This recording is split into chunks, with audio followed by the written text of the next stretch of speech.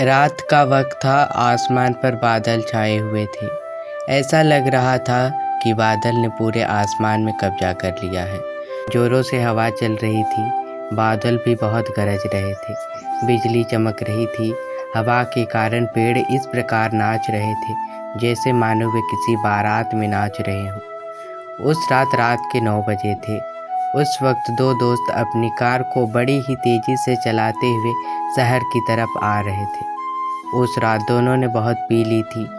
पीने के बाद भी वह बहुत तेजी से अपनी कार को चला रहे थे। उस वक्त बादल इतना जोर से गरजा और बिजली सीधे एक पेड़ पर आ गिरी। बिजली गिरते ही पेड़ पर आग लग गई। ऐसा होते उन दोनों ने लाइव अपनी गाड़ी से देखी। ऐसा सीन देखकर दोनों बहुत डर गए। उस वक्त बारिश भी नहीं हो रही थी, बस बहुत जोरों से हवा चल रही थी। डरने के कारण उन्होंने अपने कार की स्पीड और बढ़ा दी। उस वक्त हवा और तेज हुई और जोरों की बारिश होने लगी। तेज बारिश और हवा के कारण उन्हें कुछ दिखाई नहीं देने लगा। इस कारण उनके कार का बैलेंस बिगड़ने लगा। वे दोनों शहर से एकदम नज़दीक पहुंच चुके थे, पर पता नहीं उस वक्त क्या हुआ, उनके कार का बैलेंस बिगड़ा और उन दोनों ने एक दीवार को टक्कर मार दी। कार फुल स्पीड से आकर दीवार को टकराई, जिसके कारण वे दोनों बेहोश हो गए। दीवार से टकरा जाने के कारण उनके कार का हॉर्न बजने लगा।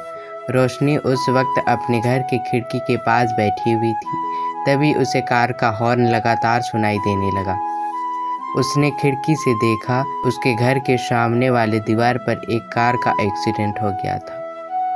उस वक्त बहुत जोरों की बारिश हो रही थी। रोशनी अपने कमरे से ही गार्ड को आवाज़ देने लगी, पर बारिश के कारण कुछ सुनाई नहीं दे रहा था। तभी रोशनी खुद एक छाता लेकर घर के बाहर आई और अपने घर के सिक्योरिटी गार्ड के पास गई, जो उस वक्त बारिश के कारण अपने कमरे में था। रोशनी गार्ड के कमरे में गई और गार्ड को बुलाने लगी। गार्ड बाहर आया तो उसने कार एक्सीडेंट के बारे में बताया। तभी रोशनी और उसका सिक्योरिटी गार्ड दोनों उस कार के पास गए। गार्ड ने शीशे से अंदर झांका तो उसने देखा दोनों लड़के लहूलुहान हो गए थे। यह बात गार्ड ने रोशनी को बताई और कार का दरवाज़ा खोलने लगा, लेकिन दरवाज़ा अंदर से बंद होने के कारण नहीं खुल रहा था। तभी रोशनी ने कार के शीशे को तोड़ने को कहा। गार्ड पास से एक पत्थर का बड़ा सा टुकड़ा लेकर आया और कार के शीशे को तोड़ दिया। उसके बाद हाथ अंदर घुसाकर दरवाज़ा को खोला और दोनों लड़कों की सांसें चेक करने लगा। तभी उसे पता चला कि दोनों जिंदा हैं। तभी रोशनी ने तुरंत हॉस्पिटल पर फ़ोन किया एम्बुलेंस भेजने के लिए, लेकिन हॉस्पिटल वालों ने तूफान के कारण एम्बुलेंस भेजने से मना कर दिया। हॉस्पिटल वालों ने कहा, अभी इस वक्त इस तूफान में कोई भी ड्राइवर गाड़ी चलाने को नहीं मान रहा। आप एक काम कीजिए, हमें एड्रेस बता दीजिए। जैसे ही यह तूफान थम जाएगा हम एम्बुलेंस भेज देंगे। तभी रोशनी ने फ़ोन काट दिया और उसके गार्ड को कहा, अगर हम तूफान थमने का इंतज़ार करने लगे तो उन दोनों की जान जा सकती है। मुझे नहीं लगता कि ये तूफान आज रात थमेगा। एक काम करते हैं, दोनों को घर के अंदर ले चलते हैं। मैं ही इनका इलाज करने की कोशिश करूँगी। फिर रोशनी गार्ड के साथ मिलकर पहले एक लड़के को घर के अंदर ले गई और फिर दूसरे लड़के को। रोशनी दोनों लड़कों को अपने घर के अंदर ले गई और बेड में लेटा दी और मेडिकल बॉक्स निकालकर खुद ही उन दोनों का इलाज करने लगी। उन दोनों लड़कों में से एक लड़के को कम चोट लगी थी और एक को बहुत ज़्यादा चोट लगी थी। रोशनी खुद ही उनका इलाज करने लगी। उस दिन से 5 साल पहले रोशनी डॉक्टर्स का कोर्स कर रही थी। 5 साल पहले पर्सनल इमरजेंसी के कारण रोशनी ने डॉक्टरी का कोर्स आधे में ही छोड़ दिया। रोशनी डॉक्टर तो नहीं थी, लेकिन डॉक्टर का कुछ काम जानती थी। वही आज उसके काम आ रहा था। रोशनी के साथ वहाँ पर उसका गार्ड भी था। रोशनी गार्ड से कहने लगी, जितना मुझे आता था मैंने किया। इन दोनों का इलाज मैंने कर दिया है, अब आगे भगवान की मर्जी। इलाज के 2 घंटे बाद ही एक लड़के को होश आया। उसने जब अपने आंखें खोली तो उसने देखा वह किसी के घर में था और उसके बगल में उसका दोस्त दीपक बेहोश पड़ा हुआ था। उस घर में बिजली नहीं थी। तूफान के कारण बिजली कट गया था। उसने खिड़की से बाहर देखा तो तूफान भी था। बहुत जोरों की बारिश हो रही थी। तभी उसने आवाज़ लगाई, कोई है। उस वक्त रोशनी किचन में चाय बना रही थी। आवाज़ सुनकर रोशनी दौड़ती हुई उस कमरे में आई। रोशनी ने उस लड़के को आराम करने को कहा। तभी उस लड़के ने रोशनी से पूछा, हम इस हालत में यहाँ कैसे आए? क्या हुआ था हमारे साथ? तभी रोशनी ने उस लड़के से उसका नाम पूछा। लड़के ने अपना नाम सनी और उसके दोस्त का नाम दीपक बताया। तभी रोशनी ने सनी को उसके कार एक्सीडेंट के बारे में बताया। एक्सीडेंट की बात जानने के बाद सनी ने रोशनी को थैंक यू कहा और कहा, आपने हमारे ऊपर बहुत बड़ा एहसान किया है, हम ये एहसान कभी नहीं भूल पाएंगे। कुछ देर तक बातचीत करने के बाद रोशनी ने सनी से कहा, रात बहुत हो गई है, तुम सो जाओ, मुझे भी नींद आ रही है, मैं यहीं पर सो जाती हूँ। अगर दीपक को होश आ जाए तो मुझे उठा देना। कुछ घंटों बाद सुबह हो गई।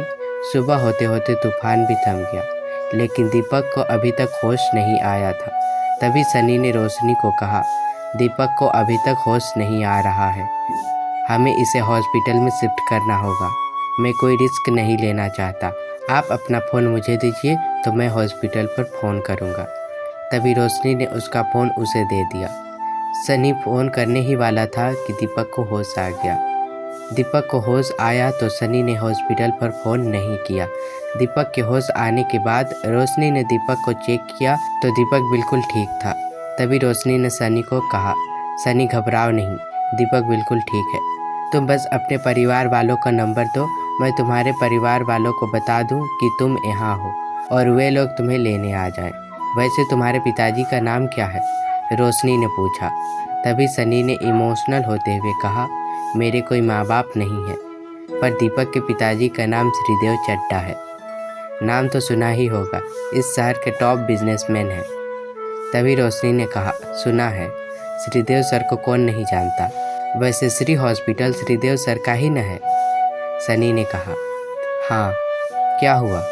तभी रोशनी ने कहा, कल तुम्हारे कार का एक्सीडेंट देखकर मैं अपने गार्ड के साथ बाहर आई तो मैंने देखा तुम दोनों बहुत जख्मी थे।